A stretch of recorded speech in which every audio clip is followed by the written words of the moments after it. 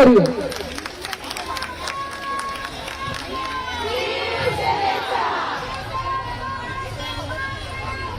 विजय असो. सगळ्यांना जय महाराष्ट्र. आज आपण सगळ्या जणी महापालिकेतल्या वेगवेगळ्या प्रश्नांना चर्चा करण्यासाठी आणि त्या प्रश्नांवर माननीय जिल्हाधिकाऱ्यांना अवगत करण्यासाठी एकत्रित जमलो आहोत. तत्पूर्वी मध्यरात्री जी एक मोठी कारवाई ऑपरेशन सिंदूर या नावाने झाली, या कारवाईमध्ये ज्या भारतीय सैनिकांनी आपल्या वीरतेचं प्रदर्शन केलं, त्यामध्ये पत्रकार परिषदेत ते बघून आमच्याही अंगावर शहारे येत होते की कर्नल सोफिया मॅडम आणि लेफ्टनंट विंग कमांडर देविका सिंह मॅडम या आमच्या दोन भारताच्या लेकींनी ज्या पत्रकार परिषदेला संबोधित करत या भारतातल्या आमच्या सगळ्या लेकींची ताकद आणि आमची ऊर्जा वाढवणारं जे संबोधन केलं, त्या दोघींचंही अभिनंदन करत आणि तमाम भारतीय सैनिकांचं अभिनंदन करत, कारण ही कामगिरी पूर्णतः सैनिकांवर सोपवलेली होती. सैनिकांनी हे सगळं आपला जीव धोक्यात घालून केलं. त्या सर्व सीमेवरच्या भारतीय सैनिकांना एक मानाचा सॅल्यूट ठोकत हे आम्ही सांगितलं पाहिजे की देश म्हणून आम्ही सगळे एकत्र आहोत. यहाँ का बिंदु बिंदु सिंधु है, यहाँ का कंकर कंकर शंकर है. अगर राह चलते फकीर की भी कहीं कहीं ठेस लग गई तो उसमें से भी आवाज आएगी, भारत माता की, भारत माता की. पण आम्ही भारतीय लेकी म्हणून आमच्या भारतीय सैन्यांचं अभिनंदन करत असताना, आमच्या भारतीय लेकींमधल्या काही लेकी जेव्हा लेफ्टनंट आणि विंग कमांडर म्हणून आमचं मार्गदर्शन आणि आमची ऊर्जा वाढवत असताना आम्हाला अभिमान वाटतो, आमची मान उंचावते. आम्हाला वाटतं की आम्ही त्या जागेवर आहोत. इतका आम्हाला तो आनंद आमच्या गगनात मावत नाही.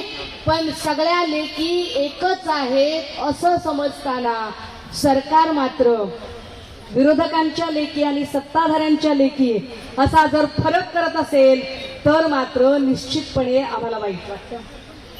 आज आपण इथे सगळेजण एकत्रित, खरं तर हा मोर्चा आपला आधी नियोजित मोर्चा आहे, त्यामुळे तो आपल्याला आजच्या ठरलेल्या तारखेला, कारण आपण देवेंद्र भारतीजी आणि माननीय जिल्हाधिकारी महोदय आणि प्रशासनातल्या सगळ्या यंत्रणांना आजची तारीख आपण वेळ घेतलेली होती, त्यामुळे आपण तो आजचा मोर्चा संपन्न करत आहोत. माय मावल्यांनो, आपण काय एकत्र आलो हे पहिल्यांदा समजून घ्या. गेली अनेक वर्ष मुंबई महापालिकेमध्ये शिवसेनेचा भगवा फडकत आहे. त्याचं सगळ्यात महत्वाचं कारण महाराष्ट्रातली सगळ्यात ताकदवर शिवसेनेची महिला आघाडी ही मुंबईमध्ये आहे. So credit goes to you की आमच्या सगळ्या ज्या महिला आघाडीतल्या रणरागिणी आहेत त्यांनी ज्या ताकदीने लढा चालू ठेवलेला आहे तो काबिले तारीफ आहे. आणि तुमच्यामुळेच इथल्या प्रशासकीय यंत्रणांना जाग येते. ती जाग आणण्यासाठी आपण एकत्रित आलोय. जाग का आणायची आहे? ज्यांनी म्हटलं होतं की इलेक्शनच्या आधी आम्हाला सांगितलं होतं की आम्ही महिलांना न्याय देणार आहोत, लाडक्या बहिणी आहेत. बहिणी कशा आम्ही लाडक्या, मला कळतच नाही. म्हणजे मला सांगा, मी वारंवार असं म्हणते की अरे तुम्हाला तुमच्या भावाला तुम्ही राखी बांधता कधीपासून? साधारण तुम्ही वयाच्या 2-3 वर्षांपासून बांधताय. तुम्हाला कळतंय कसं? असं काही झालंय का की अचानक तुम्हाला साक्षात्कार झाला ना आताच राखी बांधताय? असं अजिबात नाही. आपण आपल्या भावांना आधीपासूनच राखी बांधतोय. पण इथे इलेक्शनच्या नंतर काही अशी पिकं आली आणि या हिरवळ पिकांमधून काहींनी ठरवलं की नाही, आता आमच्या बहिणी लाडक्या आहेत, कारण बहिणींनी आधी झटका दिला होता चांगला. लोकसभेत बहिणींनी झटका दिला. जी बहीण शाखा प्रमुख असताना आठवली नाही, तिथला विभाग प्रमुख झाल्यावर आठवली नाही, नगरसेवक झाल्यावर आठवली नाही, महापौर झाल्यावर आठवली नाही, आमदार झाल्यावर आठवली नाही, नगर विकास मंत्री झाल्यावर आठवली नाही, विशेषतः मुख्यमंत्री म्हणून वर्षभर काम केल्यावर सुद्धा आठवली नाही. ती बहीण लोकसभेच्या इलेक्शन मध्ये सपाटून मार खाल्ल्यावर आठवली. आणि मग सगळे म्हणायला लागले आमची बहीण, आमची बहीण, आमच्या बहिणींची आम्हाला काळजी घ्यायची आहे.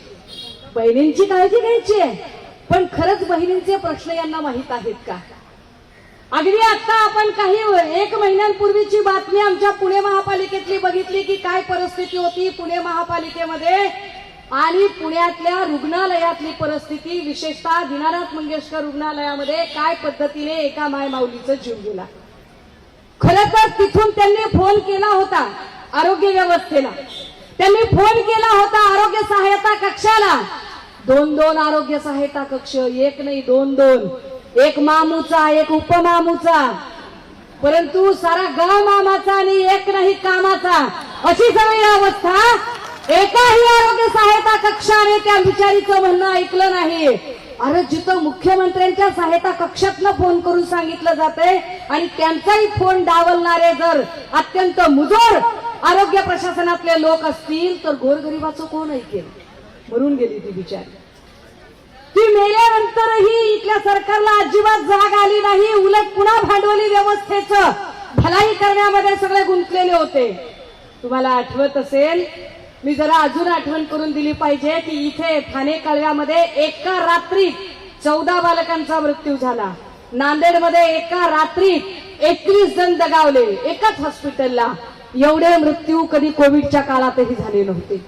ही परिस्थिती काय येते? आणि त्यावर सत्ताधाऱ्यांमध्ये सामील झालेल्या काही अशा चित्रविचित्र बायका असतात, त्या पुन्हा बोलत राहतात आणि त्या सांगतात तिने आयर्नची गोळीच घेतली नव्हती ना, मग आता आम्ही तिच्या तोंडात गोळी. अरे तुम्हाला कळत नाहीये की कित्येक शासकीय हॉस्पिटलमध्ये ज्या ठिकाणी ही घटना घडली तिथे जाऊन जेव्हा माहिती घेतली तेव्हा लक्षात येते की प्रसूती विभागामध्ये पुरेसे कॉटन बंडलच उपलब्ध नव्हते. पुरेसे कॉटन बंडल उपलब्ध नाही, तिथे पुरेसा स्टाफ उपलब्ध नाही. कित्येक ठिकाणी गायनाकोलॉजिस्ट डॉक्टरच्या ऐवजी असणाऱ्या दाईनेच डिलिव्हरी केली. तुम्ही अपुरा सगळा जो स्टाफ आहे त्यामुळे तिचा जीव जातोय, त्याकडे लक्ष नाही देणार. ऐन इलेक्शनच्या काळात तुमच्या गॅसच्या किमती बरोबर कमी होणार आणि पुन्हा तुमचं इलेक्शन जिंकून झालं की पुन्हा गॅसची किंमत वाढवणार. याच्यामध्ये निवडून आलेल्यांना काही फरक पडतोय? त्यांच्या बायकांना थोडीच स्वयंपाक करायचा आहे. तिथं बिचारे म्हणजे काय, तर जाऊ दे त्याच्यावर नाही बोलत. परंतु ज्या आमच्या गोरगरिबांच्या बायका आहेत त्यांना फरक पडतो. आम्हाला फरक पडतो. वाढत्या गॅसच्या किमतीचा फरक पडतो. आम्हाला रोज आरोग्य प्रशासनाच्या तिथे गरोदर राहिलेल्या माय माऊलीला 4थ्या महिन्यामध्ये अॅनॉलॉजीची जी अत्यंत महत्वाची जी सोनोग्राफी आहे, अस्थिव्यंगाच्या संदर्भाने असणारी जी सोनोग्राफी आहे की ज्याच्यामध्ये अस्थिव्यंग आहे का नाही बाळाला हे बघितलं जातं आणि जर अस्थिव्यंग बाळाला असेल तर मग तो गर्भपात करणं शक्य होईल किंवा त्याच्यावर काही उपचार करता येतील. ही 4थ्या महिन्यातली सोनोग्राफी प्रत्येक हॉस्पिटलने मोफत करून द्यायला हवी. मात्र अडचण अशी आहे की त्या ज्या हॉस्पिटलमध्ये या सुविधा आहेत त्या हॉस्पिटल मधली सोनोग्राफी मशीन कामच करत नाही. सगळे कट प्रॅक्टिसचे धंदे चालतात. रीतसरपणे जी कोणी डॉक्टर असेल तिची बाहेरच्या लॅब सोबतची कट प्रॅक्टिस असते, बाहेरच्या सोनोग्राफी सेंटर सोबतची कट प्रॅक्टिस असते. ते बाहेर लिहून देतात आणि मी बाहेरनं मग त्याच्यातही ब्लॅक अँड व्हाईट केलं तर कमीत कमी 2800 रुपये आणि कलर केलं तर 4500 पर्यंत कलर डॉप्लरची सोनोग्राफी. किती लुटाल, किती लुटून खाल. एकीकडे तुम्ही आरोग्य सहायता कक्ष म्हणताय आणि त्या आरोग्य सहायता कक्षामधले किती पैसे कसे खर्च झाले यावरती काहीच बोललं जात नाही. सखा पाटील गेला आणि तुका पाटील आला अशी अवस्था झाली. तानाजी सावंतांनी काय कमी घोळ केला होता म्हणून आता जो दुसरा आला तो दुसरा, तर त्याला तर काही कळतच नाही बिचाऱ्याला. एकीकडे तिसरा काळ ओरडतोय. कालच्या एका टीव्ही डिबेट मध्ये सांगत होत्या, कोणत्या गुलाबी जॅकेटवाल्यांच्या गटाच्या सांगत होत्या की शिरसाट भाऊंना कळलं नसेल. म्हटलं अहो कशाला म्हणताय, त्यांना भाऊ म्हटलेला आवडत नाही. ही माणसं इतकी आता बोलू नये याच्यावर, त्यांना भाऊ म्हटलेलंही आवडत नाही. त्या माणसाला हेच माहित नाही की आपला निधी कोणीतरी पळवला. काय कमाल आहे, आंधळं दळतोय कुत्रं पीठ खाते. जो ज्या खात्याचा मंत्री आहे त्याला आपल्या खात्याचा निधी किती आहे, तो निधी कुणी पळवलाय का नाही पळवलाय हेही माहित नाही. आपल्या खात्याच्या अंतर्गतच्या योजना त्यांना माहित नाहीयेत. आज घडीला एका लाडकी बहीण योजनेच्या साठी संजय गांधी निराधार योजना असेल किंवा दुसऱ्या विधवा महिलांच्या साठी एकल महिलांसाठीच्या ज्या योजना असतील, या सगळ्याच्या सगळ्या योजना बंद केल्या. आम्हाला त्याच्याशी काय?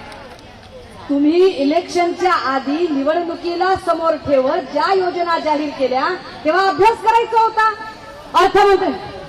अर्थमंत्र्यांनी अभ्यास करायचा होता आणि सगळ्यांनीच अभ्यास करायचा होता, पण तो अभ्यास केला गेला नाही.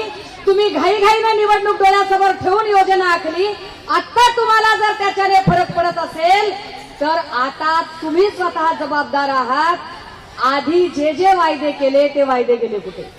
महापालिकेतले आताचे जे सगळे प्रश्न आहेत, या सगळ्या प्रश्नांचा विचार करता एक तर गेली 7-8 वर्ष सगळ्या प्रशासकीय अधिकाऱ्यांची मनमानी इथं चालू आहे.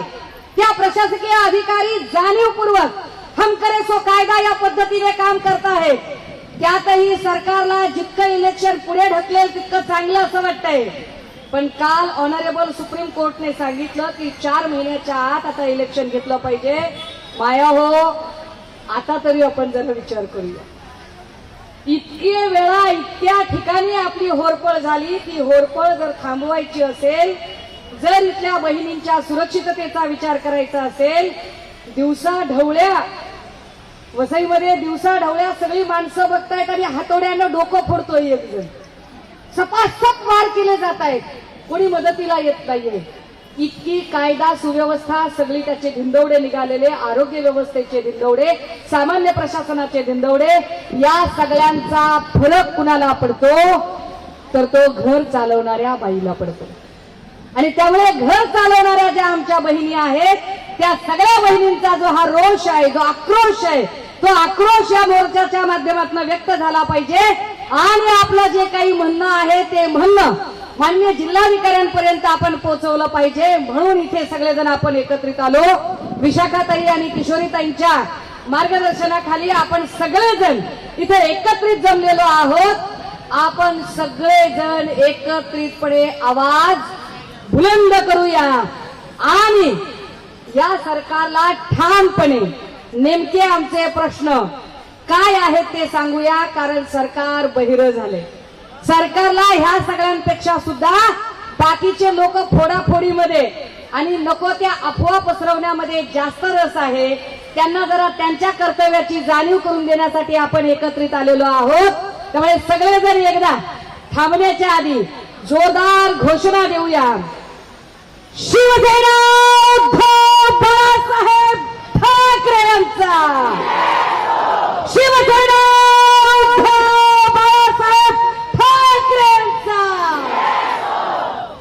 जय महाराष्ट्र.